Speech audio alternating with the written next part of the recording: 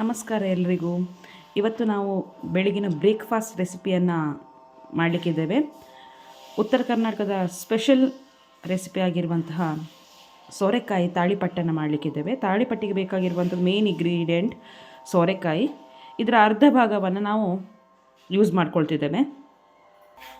ಈ ರೀತಿಯಾಗಿ ತುರಿದಿಟ್ಕೊಂಡಿದ್ದೇವೆ. ಅರ್ಧ ಸೋರೆಕಾಯನ್ನು ನಾವು ಯೂಸ್ ಮಾಡ್ಕೊಂಡಿರುವಂಥದ್ದು. ಅದಕ್ಕೆ ಉಳಿದದ್ದು ಇಂಗ್ರೀಡಿಯೆಂಟ್ ಸ್ವಲ್ಪ ಕೊತ್ತಂಬರಿ ಸೊಪ್ಪು ಚೆನ್ನಾಗಿ ಹೆಚ್ಕೊಂಡಿದ್ದೇವೆ, ಒಂದು ಸಣ್ಣದಾಗಿ ಇರುವಂತಹ ಈರುಳ್ಳಿ, ಅದಾದಮೇಲೆ ಸಣ್ಣ ಶುಂಠಿ ಯೂಸ್ ಮಾಡ್ಕೊಂಡಿದ್ದೇವೆ, ಮತ್ತು ರುಚಿಗೆ ತಕ್ಕಷ್ಟು ನಿಮಗೆ ಎಷ್ಟು ಖಾರ ಬೇಕೋ ಅಷ್ಟು ಖಾರಕ್ಕೆ ತಕ್ಕಂತೆ ಕಾಯಿ ಮೆಣಸನ್ನು ಕೂಡ ಚೆನ್ನಾಗಿ ಸಣ್ಣದಾಗಿ ಹಚ್ಕೊಂಡಿದ್ದೇವೆ.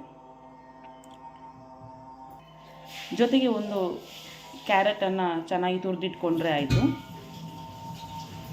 ಈ ರೀತಿಯಾಗಿ ತುರಿದಿಟ್ಕೊಂಡಿರುವಂತಹ ಇಂಗ್ರೀಡಿಯೆಂಟ್ಸನ್ನು ಎಲ್ಲ ಒಂದು ಪಾತ್ರೆಗೆ ಹಾಕ್ಕೊಂಡು 1 ಸ್ಪೂನ್ ಜೀರಿಗೆ, 1 ಚಿಟಿಕೆಯಷ್ಟು ಅರಶಿನ,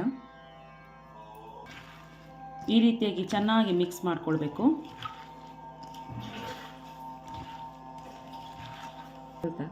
ರುಚಿಗೆ ತಕ್ಕಷ್ಟು ಉಪ್ಪನ್ನು ಹಾಕ್ಕೊಳ್ಳುವಂಥದ್ದು. ಇದು ಕಲ್ಲುಪ್ಪನ್ನು ನೀರು ಮಾಡ್ಕೊಂಡು ಹಾಕ್ತಾ ಇದ್ದೇವೆ.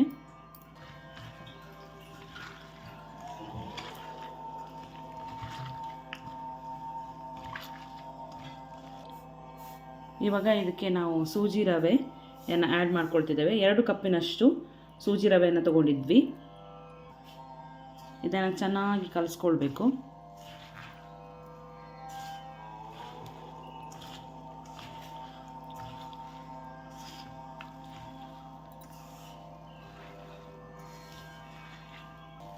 ಇದಕ್ಕೆ ನೀರೇನು ಆ್ಯಡ್ ಮಾಡಬೇಕಾಗಿಲ್ಲ.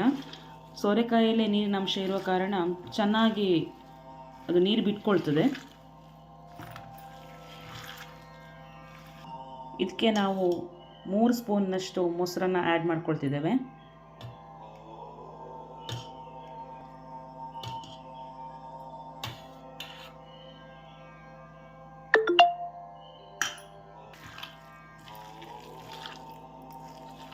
ಇವಾಗ ಚೆನ್ನಾಗಿ ಅದನ್ನು ಕಲಸಿಟ್ಕೊಂಡಿದ್ದೇವೆ. ಒಂದು 5 ರಿಂದ 10 ನಿಮಿಷ ಅದನ್ನು ಹಾಗೆ ಬಿಡಬೇಕು.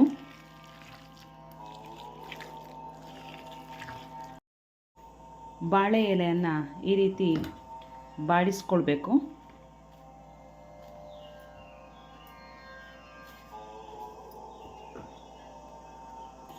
ಮೊದಲು ಚೆನ್ನಾಗಿ ಬಾಳೆ ಎಲೆಯನ್ನು ತೊಳೆದಿಟ್ಕೊಳ್ಬೇಕು. ಅದಾದಮೇಲೆ ಅದನ್ನು ಬಾಡಿಸಿ 1 ಚಿಟಿಕೆಯಷ್ಟು ತುಪ್ಪವನ್ನು ತಗೊಂಡು ಅದನ್ನು ಚೆನ್ನಾಗಿ ಸವರಿಸ್ಕೊಳ್ಬೇಕು.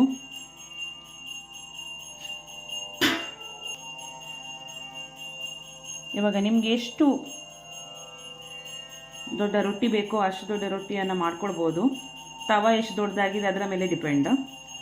ಸೊ ನಾವು ಸಣ್ಣದಾಗಿ ರೊಟ್ಟಿ ಮಾಡ್ಕೊಳ್ತಾ ಇದ್ದೇವೆ. ಈ ರೀತಿ ತಟ್ಕೊಳ್ಬೇಕು.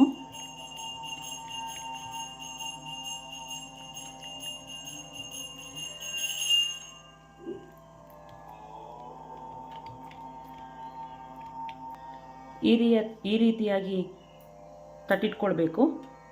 ಎಷ್ಟು ತೆಳುವಾಗ್ತದೋ ಅಷ್ಟು ಚೆನ್ನಾಗಿ ಟೇಸ್ಟ್ ಆಗಿರುತ್ತೆ.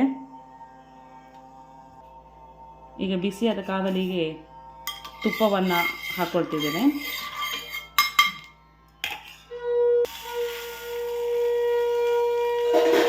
ಈ ರೀತಿಯಾಗಿ ಬಾಳೆ ಎಲೆ ಸಮೇತ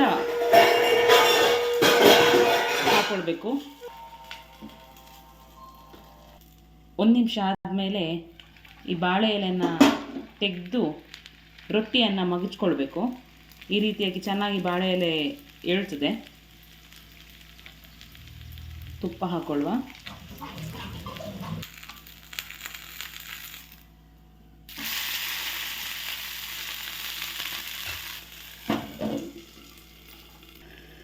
ಮೀಡಿಯಂ ಫ್ಲೇಮಲ್ಲಿ ಇಟ್ಟು ರೊಟ್ಟಿಯನ್ನು ಕಾಯಿಸ್ಕೊಳ್ಬೇಕು. ಈ ರೀತಿಯಾಗಿ ಒಂದು ಬ್ರೌನಿಷ್ ಆದರೆ ಚೆನ್ನಾಗಿ ತಾಳಿಪಟ್ಟು ರೆಡಿಯಾಗಿದೆ ಅಂತ ಅರ್ಥ.